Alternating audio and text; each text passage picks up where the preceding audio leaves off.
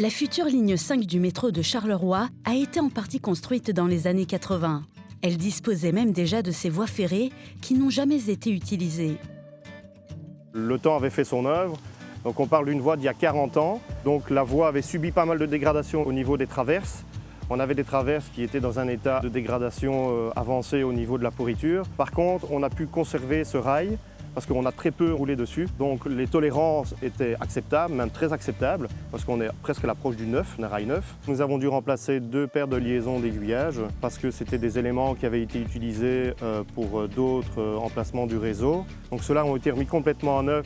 Entre Pensée et Centenaire, on a pu conserver 2 paires de liaisons d'aiguillage qui ont été totalement restaurées en interne par le service voies et travaux, tant au niveau des rails qu'au niveau des boîtes d'aiguillage électriques qui permet de contrôler l'aiguillage gauche-droite. Ça nous évite d'acheter de nouveaux aiguillages neufs et ça nous permet aussi de maintenir une certaine technique en interne. Mais pour faire rouler un métro, il n'y a pas que les voies. Il faut aussi lui fournir de l'électricité et assurer sa sécurité grâce à différents dispositifs.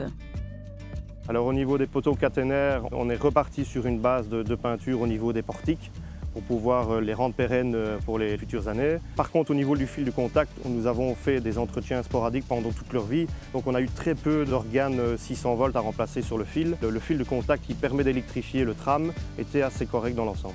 Au niveau de la signalisation, ce qu'on a fait, on est reparti sur un nouveau système pour le M5, mais aussi pour l'ensemble du métro de Charleroi, parce qu'on avait pas mal d'obsolescence au niveau des balises de freinage, au niveau de l'occupation des circuits de voie sur le réseau.